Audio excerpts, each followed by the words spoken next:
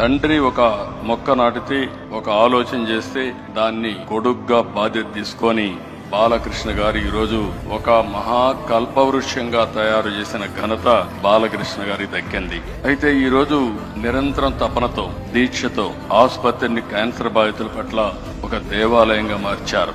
అయితే ఏ వ్యవస్థ అయినా ఒకసారి అనేక సమస్యలు కూడా ఉంటాయి. 20 సంవత్సరాల ప్రస్థానంలో ఎంతో మంది త్యాగంగా ముందుకొచ్చి పనిచేశారు, ఎన్నో విధంగా సేవలు చేశారు.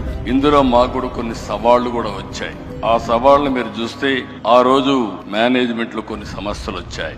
ఆ సమస్యలు వచ్చినప్పుడు ఈ యొక్క వ్యవస్థ మనుగడ ఉంటుందా అనే అనుమానం కూడా వస్తే, అలాంటి సమయంలో మేమందరం అనుకుని ఎవరైతే దీన్ని నడిపించగలుగుతారనుకుంటే గుర్తొచ్చిన వ్యక్తి బాలకృష్ణ గారు.